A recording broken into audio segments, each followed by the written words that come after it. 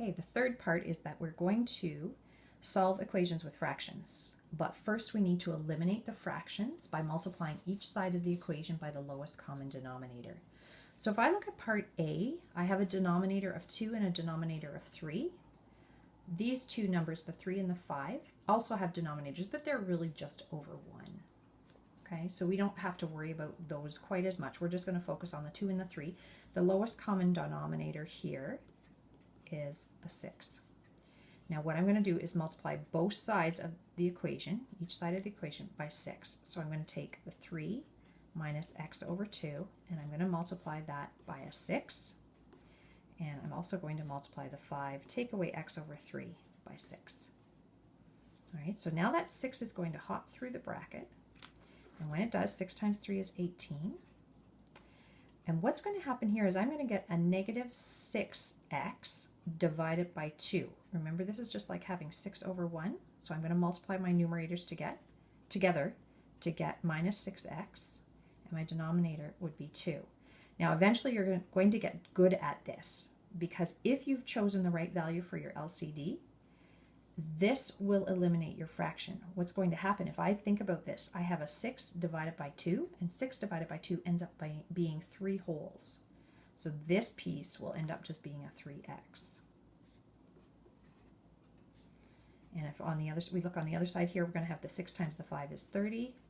A 6 times a minus x is minus 6x, and that's still over 3 because the 1 is on the bottom here and it's multiplying the 3. A 6 divided by 3 is just a 2. So we're going to have equals 30 minus 2x. This question looks just like the ones on the previous page. I could go either way here. I could add 2x to both sides, or I could add 3x to both sides. I'm going to do my add 3x to both sides. Leaves me with an 18 here equals 30, and then minus 2x add 3x would just be 1x. And then I'm going to subtract the 30 here from both sides.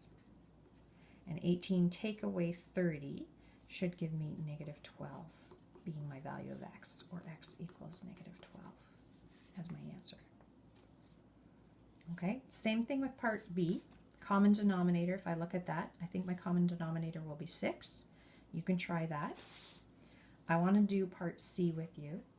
I'm going to let you try part B on your own. Part C looks a little different. Common denominator, if I look at the 3 and the 4, the lowest value that will work for that, lowest common denominator, is the 12.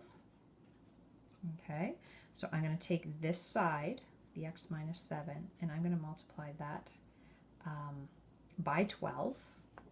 So I'm not actually getting a common denominator here. I'm just using it to multiply the side, both sides, by that value. Okay, and then from there, before, what I did up here is I multiplied through the bracket. I'm actually going to pull this out and do some reducing here.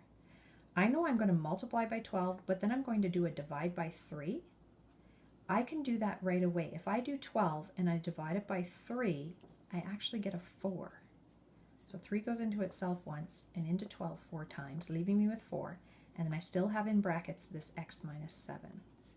So that's just a quick way to do it and not have to make it 12x over 3 and then minus 12 times 7 is 84 over 3, and then do the reducing after. If you do the reducing ahead of time, it will reduce because you've picked a number that it will reduce with, and then it makes your multiplication easier. All right, over here, I know that 4 will divide 12. 4 goes into itself once. 4 goes into 12 3 times. And what I'm left with then is 3 times this bracket of x minus 2. And then it's like a question on the previous page. We're going to multiply these through and rearrange to solve for the x. Okay, I'd like you to try the rest of the page and see how you do with that. And I will post solutions later for this page.